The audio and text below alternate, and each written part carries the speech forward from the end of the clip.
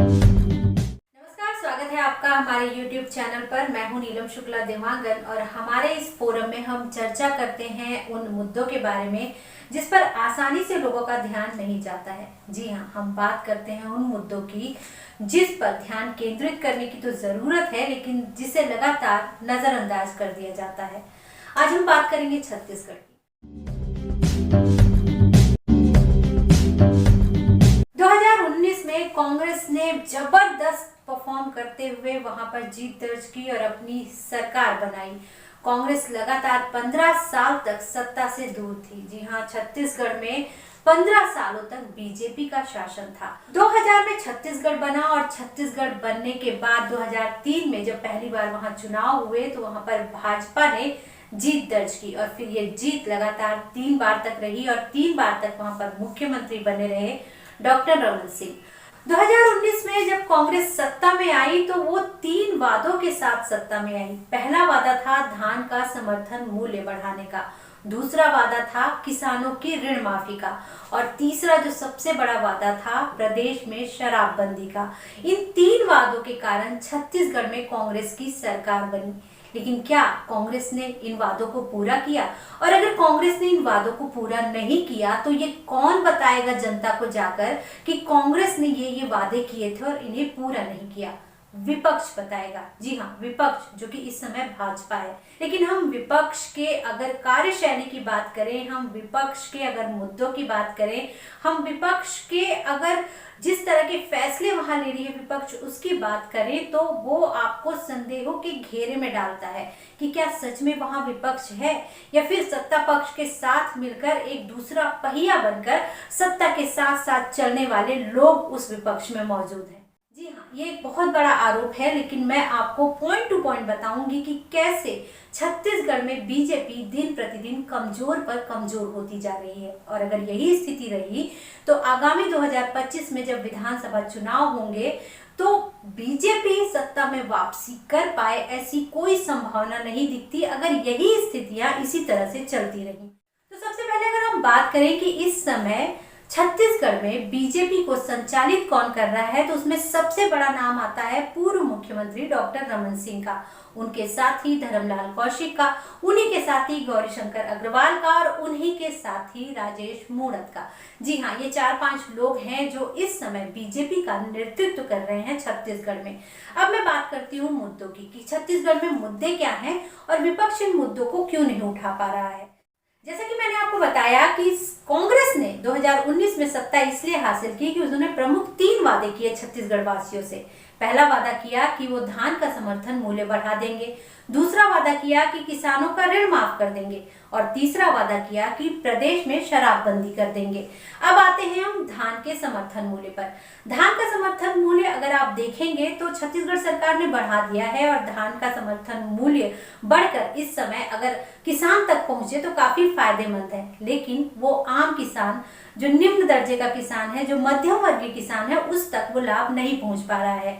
दरअसल छत्तीसगढ़ की जो सरकार है वो धान खरीदी का जो उसका समय है वो काफी देर से शुरू करती है। धान खरीदी समर्थन मूल्य पर काफी देर से शुरुआत की जाती है और जो छोटे किसान हैं वो तब तक अपना धान जो बड़े किसान हैं या जो साहूकार हैं उनको बेच चुके होते हैं, क्योंकि उनके पास धान काटने के बाद एक तो उस धान का भंडारण करने की क्षमता नहीं होती, दूसरे उनके पास इतना समय नहीं होता कि उस धान को वो भंडारित करके रख सकें और जब सरकार उस धान को अपने समर्थन मूल्य पर खरीदना शुरू करे तो उस समय वो धान बेचे। तो आनन फानन में जो अपना धान है वो 1000 से लेके 1500 रुपए तक जो बड़े किसान हैं या जो साहूकार हैं उनको बेच देते हैं। तो इस तरह से जो लाभ मिलता है वो बड़े किसानों को मिलता है, बड़े साहूकारों को मिलता है और छोटे और मझोले किसान हैं वो अब भी उनका जो दामन है वो खाली है। लेकिन इस मुद्दे को विपक्ष यानी कि बीजेपी कभी नहीं उठाती। क्यों नहीं उठाती, ये अपने आप में एक बड़ा सवाल है। क्यों नहीं किसानों के मुद्दों को वो सबसे प्रमुख मुद्दा बनाती, ये भी अपने आप में एक बड़ा सवाल है। आखिर जिन किसानों के मुद्दे पर पूरी के पूरे केंद्र की राजनीति पलट कर रख दी गई, वही किसानों के मुद्दे छत्तीसगढ़ के लिए इतने गौण क्यों हैं? छत्तीसगढ़ के विपक्ष की पार्टी यानी कि भाजपा क्यों नहीं उन मुद्दों को उठाती है? अब दूसरे मुद्दे पर आते हैं और वो मुद्दा है किसानों की ऋण माफी का। ऋण माफी की गई, दिखावे के लिए की गई और इतने कम छोटे छोटे अमाउंट की गई कि जिसका लाभ उन किसानों को बिल्कुल नहीं मिल पाया जो सच में जरूरतमंद थे। अगर आज आप ग्राउंड लेवल पर जाकर पूछेंगे तो हर किसान जो कि ऋण के बोझ के तले दबा हुआ है वो यही कहेगा कि सिर्फ वादा था और वो वादा ही रह गया, उस वादे को निभाया नहीं गया। इस मुद्दे को भी बीजेपी यानी कि विपक्ष की पार्टी किसी भी तरह से उठा नहीं पा रही है। जो शीर्ष के नेता हैं इस समय छत्तीसगढ़ के, उनके लिए ये मुद्दा ही नहीं है। आखिर उनके लिए मुद्दे कौन से हैं ये बात भी समझना अपने आप में काफी उलझन भरा है, क्योंकि उनके सामने कोई मुद्दे ही नहीं है। उनको लगता है कि छत्तीसगढ़ की जो सरकार है, भूपेश बघेल की सरकार, बहुत अच्छे से चल रही है और उसमें कोई भी वो हस्तक्षेप ना करे वही बेहतर है। अब उनकी ऐसी ये सोच क्यों है ये समझ से परे है। एक और जो तीसरा वादा था जो कांग्रेस ने किया था, हाथ में गंगा जल लेकर, जी हाँ, हाथ में गंगा जल लेकर कांग्रेस ने वादा किया था कि वो शराब बंदी करेगी। लेकिन आज अगर आप स्थिति देखेंगे छत्तीसगढ़ की, तो न सिर्फ शराब की दुकानों की संख्या बढ़ गई है, बल्कि अब शराब की जो बिक्री है वो कमर्शियल हो गई है। घर घर शराब पहुंचाई जा रही है। तो ये जो नीति है वो पूरी तरह से यू टर्न लेकर कांग्रेस ने अपनाया है और उसका लाभ भी ले रही है और उसका नुकसान हो रहा है जनता को।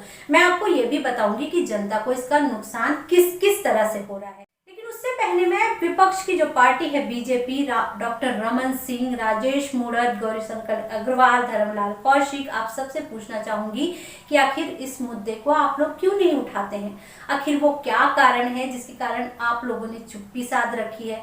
आखिर वो क्या कारण है जिसके चलते छत्तीसगढ़ को एक मजबूत विपक्ष नहीं मिल पा रहा है? अगर हम शराबबंदी की बात करें तो शराब बिक्री से सरकार को दो तरह से फायदा है। पहला फायदा उनको राजस्व के रूप में होता है शराब बेचकर, और दूसरा फायदा जो वो फ्री के पैसे देते हैं, वो फ्री के पैसे जनता शराब खरीदकर फिर से वापस सरकार को लौटा देती है और जनता के हाथ में कुछ भी नहीं रह जाता। तो ये जो सारे क्रियाकलाप हैं ये अगर मुझे दिखाई पड़ रहे हैं, आम जनता को दिखाई पड़ रहे हैं, तो विपक्षी पार्टी को क्यों नहीं दिखाई पड़ रहे हैं? आखिर विपक्ष कब तक ऐसे मौन धारण करके रहेगी? ये सब तो हुए मुद्दे, बड़े बड़े मुद्दे जिन पर खेल सकती है बीजेपी, लेकिन बीजेपी कोई भी रिएक्शन नहीं देती। बीजेपी क्या करती है? बीजेपी गाली गलौज करती है, माँ बहन की गाली देती है। जी हाँ, उसके नेता राजेश मूणत के जो पिछले दिनों वीडियो सामने आए हैं वो अपने आप में लोगों को शर्मिंदा कर देने वाले हैं। पैदल आना पड़ा क्या है राहुल गांधी? क्या है? क्या क्या संवेदनशीलता? अरे छोड़ो यार, हमने भी 15 साल राज किया, गांडू गर्दी नहीं की है। आप अपना देखो ना, क्या देख रहे हैं? हम उनको देख लेंगे। अगर वो पार्टी बनने लग गया तो हम लोग क्या करें? तो इन महावीर चौधरी की हिम्मत कैसे हो यहाँ पर आकर के झंडा दिखाने की? अगर आप बीजेपी का पक्ष लेकर बात करना चाहें तो उस वीडियो को देखने के बाद आपको सिर्फ अपने मुंह पर उंगली रख लेनी पड़ेगी। आप कुछ नहीं बोल सकते क्योंकि वहां पर सरासर गलत नजर आ रहे हैं राजेश मूणत। वीडियो जारी हुआ है जिसमें रायपुरा के कार्यकर्ता को राजेश मूणत जी किस प्रकार से धमका रहे थे और मैंने देखा अरे मैं आज की नहीं, मैं तो उसका चरित्र बता रहा हूँ। मैं तो राजेश मूणत जी का चरित्र बता रहा हूँ आपको। जिनका चरित्र ही गंदा हो, जिनके संस्कार गंदे हो, जिनके शिक्षा गंदे हो, उनको हम क्या सर्टिफिकेट देंगे? जनता ने देख ली ना, जनता ने देख ली ना। पुलिस का कर्मचारी, अरे हम कहा छोड़िए पांडे जी, अरे छोड़ दीजिए, आपका चरित्र जनता ने देख लिया। आदिवासी वर्ग के, दलित वर्ग के लोगों के साथ मारपीट आप कर रहे हैं। और उस पर तुर्रा ये कि सारे के सारे बड़े बीजेपी के लीडर उस बयान का पक्ष लेने के लिए थाने में पहुंच जाते हैं, थाने में धरना देते हैं, राजेश मूणत के साथ खड़े होते हैं।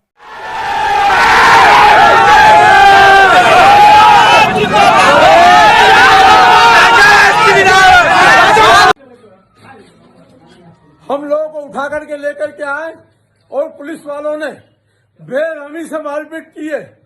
ये गुंडागर्दी शहर में चल रही है। देखो बंधुआन, इसके आगे क्या होगा? किस तरह का नेतृत्व है ये, किस तरह की नेतृत्व क्षमता है ये, किस तरह के मुद्दे हैं ये, एक बार सोचिए, समझिए। क्या इन मुद्दों के साथ आप जनता के बीच जा सकते हैं और जनता से अपने लिए वोट मांग सकते हैं? ये तो थे समसामयिक मुद्दे जो कि कांग्रेस को घेरने के लिए काफी थे। उसके अलावा वहां पर समसामयिक बहुत सारे मुद्दे चल रहे हैं। वहां पर कवर्धा जल उठा था, उस समय भी अगर बीजेपी चाहती तो उस मुद्दे पर लोगों के साथ खड़ी हो सकती थी, हिंदुत्व के साथ खड़ी हो सकती थी, लेकिन ऐसा नहीं हुआ। बीजेपी हिंदुत्व के साथ खड़ी नहीं हुई। जो बीजेपी हिंदुत्व के बल पर आज केंद्र तक पहुंची है, वही बीजेपी छत्तीसगढ़ में हिंदुओं का साथ नहीं देती है। क्यों? आप खुलकर क्यों नहीं समर्थन करते हैं?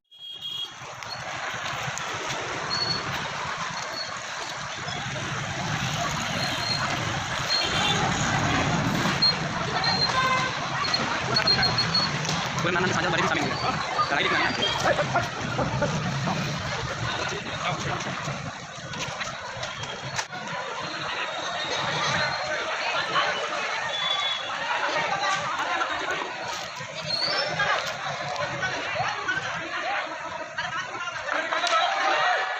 ठीक उसी तरह से जब कालीचरण का मैटर हुआ था, उस समय भी लोग चाह रहे थे, सारा हिंदू समाज चाह रहा था कि बीजेपी के जो नेता हैं वो कुछ न कुछ टिप्पणी करें, किसी न किसी तरह से साथ आए, लेकिन वो मामला भी बहुत गौण होकर रह गया, वो मामला भी बहुत छोटा होकर रह गया, क्योंकि बीजेपी उस मामले को भी ढंग से ठीक से उठा नहीं पाई।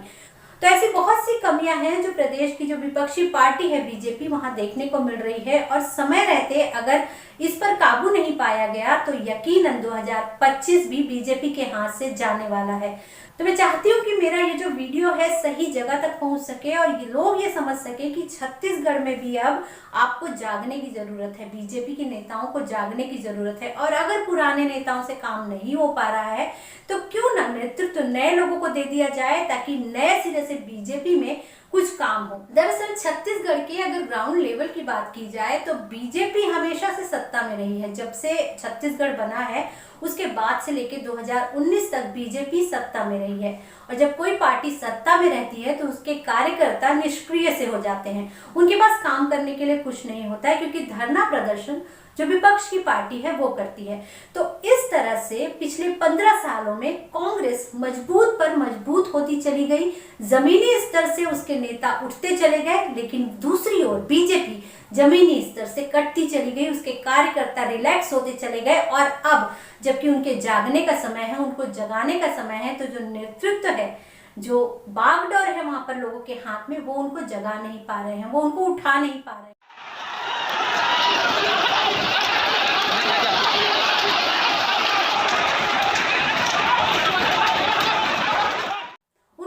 छोड़ना पड़ेगा, उनको उठाना पड़ेगा, तभी छत्तीसगढ़ में एक मजबूत विपक्ष सामने आएगा और तभी जो लोकतंत्र है उसका सही तरीके से सम्मान होगा। मेरी ये बात आप तक पहुंचाने का सिर्फ एक कारण है कि जाग जाइए, क्योंकि लोकतंत्र में अगर विपक्ष ही खत्म हो जाएगा तो फिर लोकतंत्र का अपना मजा ही नहीं है, न केंद्र में, न राज्य में, न और कहीं। तो लोकतंत्र के सम्मान के लिए विपक्ष की पार्टियों को मजबूत होना काफी जरूरी है। हम आपसे बात रख सकते हैं, मुद्दे रख सकते हैं, लेकिन लड़ाई लड़नी है सत्ता पक्ष और विपक्ष को, और विपक्ष का मजबूत होना ही सत्ता पक्ष को काम करने के लिए मजबूर करता है। तो अगर किसी प्रदेश का भला करना है तो आपको विपक्ष भी मजबूत चाहिए और आपको सत्ता पक्ष भी मजबूत चाहिए। मेरा वीडियो आपको अच्छा लगा हो तो आप इस वीडियो को सब्सक्राइब कीजिए, बेल आइकॉन को दबाइए और ज्यादा से ज्यादा लोगों तक ये वीडियो पहुंचाइए, ताकि जो मुद्दा उठाया गया है उस मुद्दे पर काम हो सके और साथ ही एक मजबूत विपक्ष आने वाले दिनों में हमें छत्तीसगढ़ में देखने को मिले। तो आज के लिए बस इतना ही। नमस्कार।